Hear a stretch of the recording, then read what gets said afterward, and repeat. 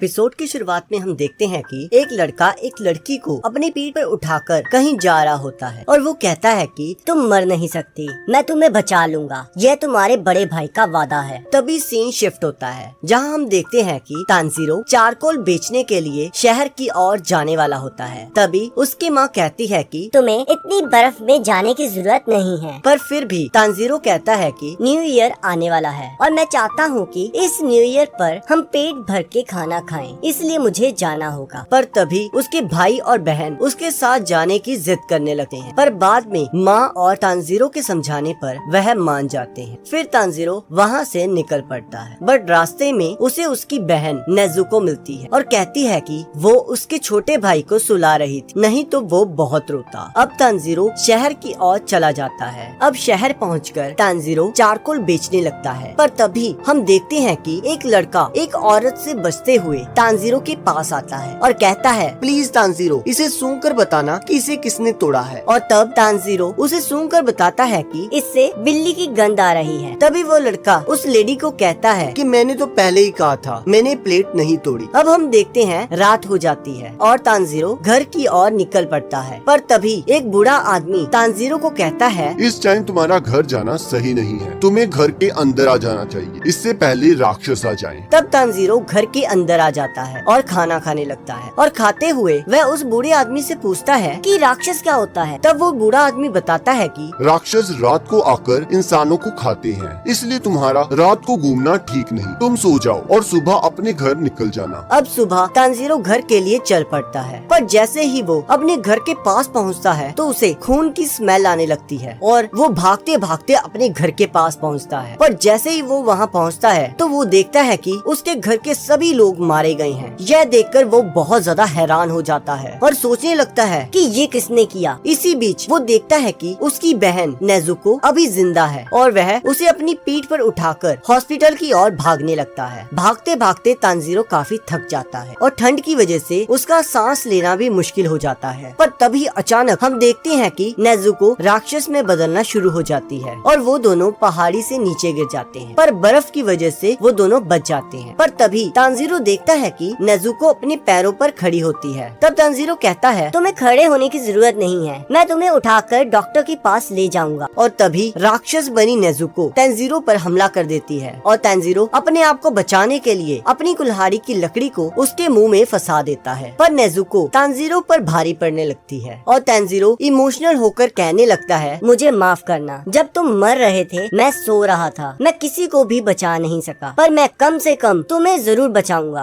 हौसला रखना, तुम राक्षस नहीं बन सकती। तभी हम देखते हैं कि नेजुको की आंखों से आंसू आने लग जाते हैं, पर अचानक से एक लड़का तलवार से नेजुको पर हमला कर देता है, पर तानजीरो उसे बचा लेता है। तब वो लड़का तानजीरो से पूछता है कि तुम इस राक्षस को क्यों बचा रहे हो? तब तानजीरो कहता है कि ये मेरी बहन है। अब वो लड़का नेजुको को पकड़ लेता है और कहता है कि मेरा फर्ज है कि मैं हर राक्षस को ढूंढूं और उसे मारूं। पर तब तानजीरो कहता है कि नेजुको ने किसी को नहीं मारा, यहाँ तक कि मुझे मेरे घर से एक अनजान गंध आ रही थी, मुझे लगता है कि उसी ने मेरी फैमिली को मारा है, मुझे नहीं पता नेजुको राक्षस कैसे बनी। तो वो लड़का बताता है कि इसके जख्म राक्षसों के खून के संपर्क में आए होंगे, इसी वजह से ये राक्षस बन गई है और इसी तरह ये राक्षस अपनी जनसंख्या बढ़ाते हैं। पर तब तानजीरो कहता है कि मेरी बहन ने किसी इंसान को नहीं मारा, प्लीज उसे छोड़ दो। तब वो लड़का कहता है कि तुम क्या मजाक कर रहे हो, अगर मैंने इसे छोड़ा तो ये तुम पर हमला कर देगी। पर तब तानजीरो कहता है कि ये मेरी बहन है, इसे पता है कि मैं इसका बड़ा भाई हूँ, ये मेरे पर हमला नहीं करेगी, मैं इसे ठीक करने का रास्ता ढूंढ लूंगा। तब वो लड़का कहता है कि एक बार कोई इंसान राक्षस बन जाए तो वह वापस इंसान नहीं बन सकता। पर तानजीरो कहता है कि प्लीज इसे छोड़ दो, मैं कोई ना कोई रास्ता जरूर ढूंढ लूंगा। और उसके आगे गिड़गिड़ाने लगता है। तब वो लड़का कहता है कि तुम इसे ठीक नहीं कर सकते, अगर मैंने इसे छोड़ा तो तुम भी राक्षस बन जाओगे, क्या तुम यही चाहते हो? और वैसे भी तुम बहुत कमजोर हो। हाँ, शायद राक्षसों के पास तुम्हारी बहन को ठीक करने का कोई रास्ता हो, पर वो ऐसा कभी नहीं करेंगे क्योंकि ताकतवर हमेशा कमजोर को दबाता है। तब वो लड़का नेजुको पर हमला कर देता है, जिसे देखकर तानजीरो उस लड़के पर हमला कर देता है, पर वो लड़का तानजीरो के सिर पर मारकर उसे बेहोश कर देता है। और तभी वह देखता है कि तानजीरो के पास उसकी कुल्हाड़ी नहीं है और तभी तानजीरो की कुल्हाड़ी उसके पास से गुजरकर पेड़ पर लगती है। तब वो लड़का तानजीरो की चालाकी को देखकर काफी इम्प्रेस हो जाता है कि कैसे उसने उसे चकमा देकर उलझाए रखा, पर उसका असली प्लान तो कुछ और था, पर तभी नेजुको उस लड़के पर हमला कर देती है और तानजीरो की तरफ जाने लगती है। पहले तो उस लड़के को लगता है कि नेजुको तानजीरो पर हमला करने वाली है, पर अचानक वो देखता है कि नेजुको तानजीरो को बचाने लगती है। अब एक तरफ नेजुको उस लड़के पर हमला करने वाली होती है और दूसरी तरफ वो लड़का सोचता है कि ऐसा कैसे हो सकता है, ये बहुत ज्यादा घायल है, इस टाइम इसे भूख भी बहुत लग रही होगी, पर फिर भी ये अपने भाई को खाने की जगह उसे बचा रही है। तब वो लड़का सोचता है कि शायद ये बाकियों से अलग है। तो वो नेजुको को बेहोश कर देता है और जब तानजीरो उठता है तो वो देखता है कि नेजुको उसके पास लेटी होती है और वो लड़का कहता है कि तुम उठ गए, जाओ जल्द से जल्द माउंट सागिरी चले जाओ, वहाँ तुम्हें एक बूढ़ा आदमी मिलेगा जिसका नाम साकोंजी उरोकोडाकी होगा। जब वो तुम्हें मिल जाए तो उसे कहना कि तुम्हें गियू तोमियोका ने भेजा है और कहता है कि अभी आसमान में बादल हैं, अभी तुम्हारी बहन बची रहेगी, पर ध्यान रखना इसे कभी भी सूरज की रोशनी में मत जाने देना। और यह कहकर वो चले जाता है और फिर सीन शिफ्ट होता है और हम देखते हैं कि तानजीरो अपने घर वालों को दफनाकर माउंट सागिरी की ओर चल पड़ता है और इसी के साथ एपिसोड खत्म हो जाता है। और इसके अगले एपिसोड का लिंक आपकी स्क्रीन पर आ रहा होगा, आप उस पर क्लिक करके अगले एपिसोड को देख सकते हो।